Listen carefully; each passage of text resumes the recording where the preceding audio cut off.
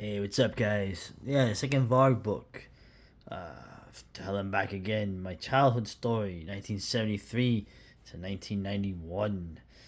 Uh, if, it's funny. Look at this book. Me and Varg are roughly the same age, and so looking through this, it's kind of interesting. The way the people dress. The little kid haircuts, some of the clothes, other things very, very familiar to me. Okay, especially with my autistic memory. so, um, really, really interesting. So, he even thinks that may not be as interested in this as perhaps the black metal years, or maybe the time he's gonna go over in a future book where when he was in prison. But I found this just as fascinating as everything else because, like I said, we're about the same age. There's a strong European connection I have more than the average American. Obviously, my mother was born in Germany. My grandparents were as German as they got. And other things. Okay. Essentially, the book is kind of when split up into when he's a little kid. He gives a little background. Look at it. Oh. Of course, the important time that I think really he doesn't like the time, but I think it really made a huge impact on him, and I think he'll even admit that it was a good thing that it happened. The infamous the 25-minute video he did of when Varg's dad got a job in Iraq in the early 80s. As he kept saying, Saddam was trying to modernize his country, so he was hiring a lot of foreign engineers to try to get Iraq into like the modern era. I like how they have the photos. You see where they're living. It talks about the rabid dogs,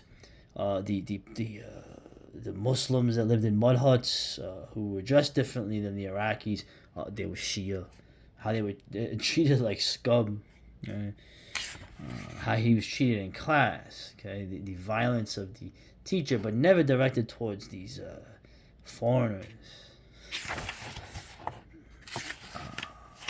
It made an impression on him in a lot of ways. I think one of the things that I liked that he wrote here, he hadn't really mentioned it the last time in the video. He sort of made it like it wasn't a good thing, but obviously the man, after all he's been through, is a bit cynical when it comes to these systems in Europe. Okay, like I always say, maybe coming from a New York background, a little bit, or maybe more than a little bit of corruption, bribery, things like that. It's like the oil that helps keep the machine going. The problem is when everything is exact and there's none of that, then there's no mercy for anybody in the system, not to mention it doesn't work. Okay, and the only people getting any benefits from it are the people at the top. Right? So he starts talking about how his dad was finding out that when he would try to get stuff done in his own, like to get plates for his Toyota, right, as he calls it, he didn't get anywhere until he got the hint that, bribe the people. Grease them with a little money, and next thing you know, everything started to work, right? Right. They do the minimum that is expected from them and receive the salary for that low pay. For them to do any effective work, you have to pay them. You want to get ahead of the line? Pay them for the effort. You cannot, tough luck. Right? In comparison, in Norway, you cannot get ahead in line ever. No amount of bribes will help you. In fact, if you even try to bribe them, you'll be arrested. Of course, this is if you're an ordinary person like most of us are going to be. So it was not that bad, really. Just a different way of doing things. And I think Varg is a little more cynical than perhaps he was when he was a child. And what's cool in here too is I like the photos. I mean, literally in that video and how he describes it, and you gotta understand historically what Baghdad was, like the Gate of Ishtar, Babylon. But what was? Listen, Baghdad never recovered, okay, from the Mongol invasions from Genghis Khan. Okay? Baghdad was once one of the most civilized cities in the world, okay, Muslim or otherwise, even before that. The Mongols broke that world. So essentially what you were seeing was the post-apocalyptic society, right? With the ancient relics like this. Look at these photos that the dad took. Right? Assyrian artwork. Right? So it also, I think, Varg may not admit it. Okay, but also I think a touch with this antiquity here had an impact on him. I'm trying to find something in his own culture, of which in Europe there's just as deep and rich and ancient as this. Okay? He mentions as a child how he calls it Soviet Norway, ironically very communist, okay, but there's a state church. Right? He talks about that in the beginning, where everybody is enrolled in the state church, whether they want to or not. Okay, now I don't know if that was back then. Okay, of course, right, the state church. Then again, what kind of Christianity was it? It seems very liberal. Okay, it's probably why if and Varg in some ways, and I don't mean any insult to him, he's very Protestant, high Protestant, almost Calvinist in his paganism. Right, what I mean by that. So it makes you sort of think that the very, very liberal communist church, okay, that they had in Norway probably repulsed him more than probably even a strict Catholic upbringing would have. But I don't know, that's just a conjecture. Okay, he always mentions how his family, most people in Norway, were pretty atheistic. You know, as a rejection of Christianity. My opinion is always that it is Christianity. Communism is Christianity. Capitalism is Christianity. Okay, but you know, to my Christian watchers, you could say it was a heresy of it. Right? So going here, the whole thing too that strikes me about it also, the time in Iraq aside, is when he comes back and he's a little older and he's trying to fit in. The one thing too, like mentioning with the photos, everything looks very fashion. The haircut looks very close to home for me.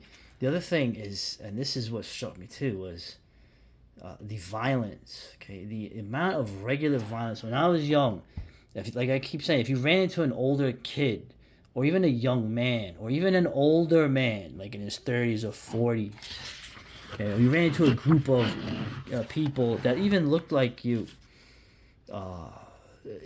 they would kick your ass. They would kick your ass, and you would get into a lot of fights in school with people. You would have like almost like showdowns all the time. Okay, and he talks about that when they moved back to Bergen. The amount of violence, the older kids, the firework fights. I remember firework fights. I remember rock fights, where literally you would, like I said, even being a kid, adults would beat the shit out of you, threaten to kill you, choke you. It was a very different time. Nobody sued each other, and you can see that in here. So, of course, I'm doing this one-handed. Forgive me. Yeah, he's got the little knife. Now, I thought it was funny also, as he starts getting older, a very strong-willed kid. He's getting into fights a lot, but he's not like a lumpen. He's not a criminal. He's not a punk. He's sort of like that he, like he says, he's very good at provoking people, probably, you know, opening his mouth. Right? But other things come up as well. And this is what's interesting, right? The 60% income tax, right? That sometimes his dad would pay that amount in his Socialist Norway. Right? At no point in my life did I believe in their lie, right? That we receive a pension when we grow old. The old would receive money because the young worked. And how many boomers do we have compared to younger generations? Right? Especially our generation, Gen X. There's not that many of us. That's why we're kind of also forgotten, because there's way more millennials, right? Even a kid like me could see through that Ponzi scheme. But let me tell you about Social Security. Also, I have mentioned I sympathize with the Germans. because it felt right. They looked like me. Okay, the enemies, on the other hand, looked like foreigners, people we had nothing in common with, Middle Easterners even. Well, to be fair, you had blonde-haired, blue-eyed Soviets and Amis and Tommies, and you had dark-haired Germans and very anti-fascist Spanish and Italians, but I'm not going to get all to that. This is funny, too, because essentially Varg realized at a young age what I should have realized, and which I still kick myself for not realizing it, encapsulated here. Okay? In any case, I knew perfectly well that the Germans had lost the war, always the war, and to me, that was a bad thing. I did not even want to work with the victors of that war. You defeated the Germans? Okay, but don't you fucking expect me to wish you anything but failure, death, and destruction. That is how I thought. Work for them, pay taxes to them, cooperate with them. Fuck you, never. Right? So, interesting. In some ways, I felt like this, but the equation had no basis in anything. Right? And this is sort of what I've come to now. Just rounding it out. The other thing that struck me, in addition to all that, was how when he ends with it. Right?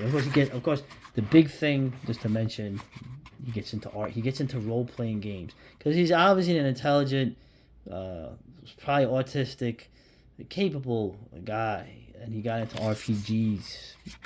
And he mentions the effect it had on him. We sort of know that, it says as much an influence on Wartime as anything else. But all the battle, especially when he talks about all the battles he had with kids, other kids, older kids his age. When he starts talking about, many of those I write about in this book are dead. Okay, he talks about the different people getting fucked up, killing themselves, becoming addicted to drugs, drinking themselves to death, right? Suicide. Even his own dad died, right? He lost his balance and fell. So it's interesting how he mentions his dad. He mentions how the guys later, he found out later that the guys that he used to fight with a lot and who he hated had been beaten by their fathers, drunken, fathers, right? And he also realized that what I thought was a good neighborhood where we grew up was in fact not a good neighborhood. So many of those that I grew up with became junkies and died from overdoses, accidents, suicide. I always thought this was normal, but when I talk to others about their childhood, or when I hear about how other places were like, I understand that it was not. Okay, now this is interesting because this could be me talking to anybody. Okay, of course I grew up in a place that Varg would absolutely despise. Okay, and I'm not talking about the time I spent growing up in Pennsylvania. Of course, I'm talking about New York City. Okay?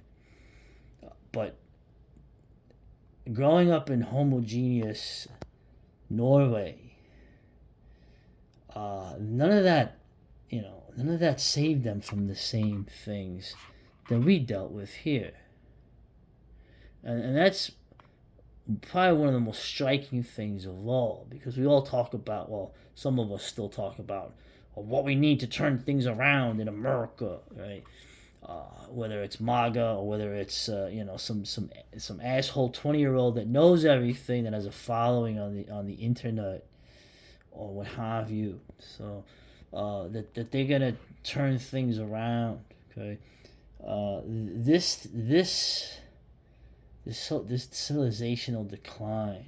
Okay, this aftermath of the war, but even things deeper and earlier than the war. Okay, it was just a manifestation. It was just an action of something building up before that. An effect even. Varg could be talking about where I grew up and what I remember in both Pennsylvania and New York. It points that there is something much, much deeper than, the surface things or the symptoms that many people like to confuse for causes. I don't know. I just thought that was really, really interesting. So, real good stuff, Varg, man. Keep it coming. I think he's going to do his prison time next, and that's going to be really interesting. So, yeah, man.